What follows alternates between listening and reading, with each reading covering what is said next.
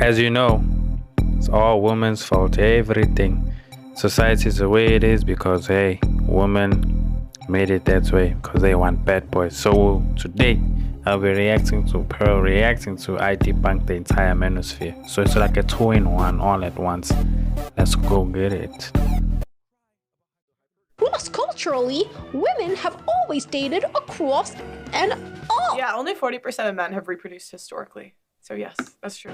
How can we know that 40% of men are the only ones who reproduced historic like all of history? Come on, guys.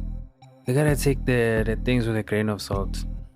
You know, like maybe it's because I'm African. A lot of reproduction, it's happening. Like those who don't reproduce are a minority here.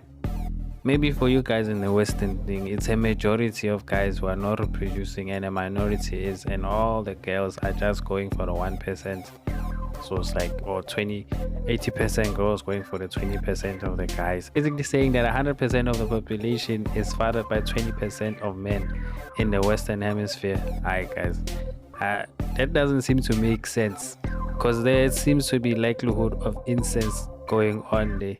Females engage in hypergamy, and hypergamy is and this is also true cross-culturally, and it's also quite, it's just as extensive in Scandinavia. Not quite, there's a bit of attenuation, but not much.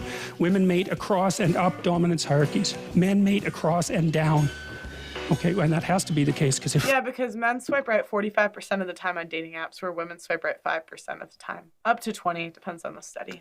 Well, here, dating apps are not a big deal, so people are still like dating on the ground. Yeah, they meet on WhatsApp and stuff like that, but money is a factor. But they won't stop dating who they want to date. Just the way it is. Obviously, it has to work that way. If one goes up, the other has to go down. This is only half true.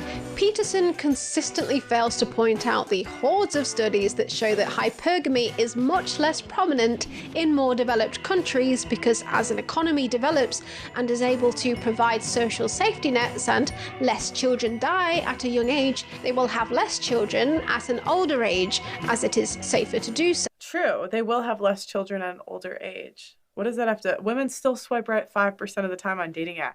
You cannot tell me that women don't date across and up. Oh, come on. Come on. I've had so many girls come on my show and tell me, I don't even know what study she's talking about. I would be... Look at... They want to date a guy that makes more money than them, that's taller than them, that's smarter than them, that's in better shape than them. Ideally. Men swipe right 45% of the time on dating apps. This has to do with how people are raised in general. I mean, women are raised to look for men who earn more money than them, who have more money than them. Women are raised to like, don't date broke men. I mean, this is really instilled even by their fathers. They know that their fathers will not allow them to be dating broke men. Their mothers are more likely to be like, hey, date who you want, who you love. But the dad is like, no, can he take care of you? So they get this thing from their fathers. So it's like they're raised that way. Now suddenly you're making it like they're making this up of thin air from somewhere. Like feminism came up with this. No, actually it was guys are the ones who want to make sure that their daughters are well taken care of. This is why it's so instilled in women to date up and not down.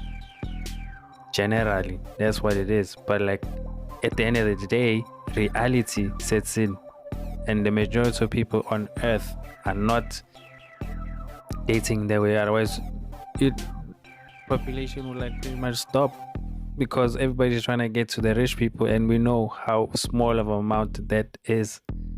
And they will choose a spouse later in life based on... Yeah, that's true. But you know what's interesting? Even the women that say they don't want to get married, I always ask, for the right guy, would you get married and have kids? And they always say yes. And so to me, that indicates they just can't get the guy that they want.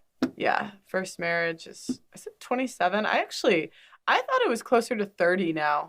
Needs, such as emotional needs. You're probably not familiar with this concept, Jordan, but people are finding other people that actually like them. So I don't know, this kind of sounds like a much better solution for all genders rather than trapping people into marriages they entered for the needs of bearing children and economic... Feminists always have this like trapping, like it's like the language they use, trapping people into marriages for children, da da da da da.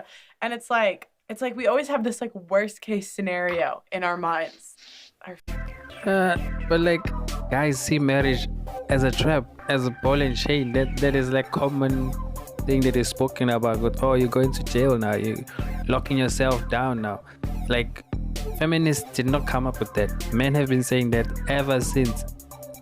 Like it's been that way, especially in the Western world, and even here, depending on where you're staying. Like if you're in the middle class suburbs, city, you're getting, getting locked down, ball and chain.